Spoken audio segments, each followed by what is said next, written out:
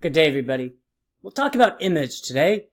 What is image and how important is image?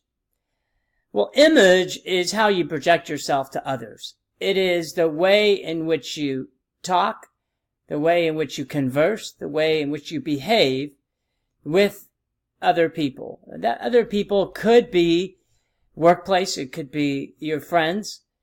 There's a little bit of fakeness and illusion that often comes with image. Certainly, the image that you convey could be the real person, but when we talk about image, it's usually because we want to adapt our image to some career, some industry, some group. We want to be something of which others expect, and that's where image comes into play. However, there are certain aspects of image that can never be bargained away, and we'll talk about those a bit. But image is the way that you want to project yourself. Of course, most people want the best image possible. They often want the image that doesn't conform to the reality of the person they are. They want to be something different rather than who they are. They want to be something better. They want to be perceived and liked in a more positive aspect than sometimes they deserve. And that's why, to really get to know somebody, to really break through the image that they've created, it causes and needs the mechanism of time. The more time that you spend with somebody, the better chance that you have of understanding who they are. And we want to know who somebody is because any type of relationship, business or personal, requires that you have a relationship. And a relationship is where you can determine how somebody's going to act, react, or behave in a certain situation. You want to have a sense of security that if you make a statement, you know how somebody's going to respond. If they're making a statement or behaving in a certain way, you're going to be able to interpret that rightly. But there's some that have been married 10 and 15 and 20 years, still don't understand the signals, are the aspects of a relationship that you would have thought you would be able to understand over a 10 or 20 year period. And that's how complex the human emotions are. But in images, there's four aspects that we have to consider, and especially when you go into the professional realm. First is you have to know the image or expectation of your career, industry, or personal interactions. If you're marrying a person from a certain class or a certain family or a certain part of the country or world, you certainly have to understand what the expectations are with the image. That does not mean that you have to conform, but if you're going to be talking about image, then you certainly have to understand what that image is and that expectation is. Again, you can always make the decision whether you want to conform or not, but you certainly have to know what that image is. And that's the first part of creating and crafting your image. Second is, you really have to be true to yourself. It's almost impossible over the long term to create an image that is far from the reality of who you are. And that is a key aspect of image.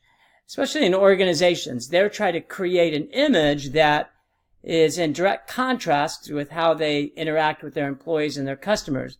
And you may see their commercials and then wonder, why don't they act like that? They're so different from the way that they're trying to portray themselves.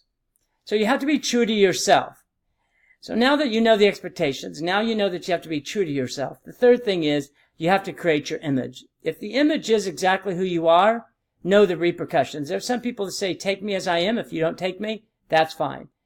On the personal level, that's fine. But if you want a job really bad, you want a career in a certain arena, you may have to adopt a different image. For instance, there's some people that are upfront and brash. That works in some arenas, but doesn't work in all arenas. Some of the more conservative areas of the country, they don't appreciate that. Some of the more conservative countries in the world would be offended by being so upfront, brash. And so you do have to create a different image.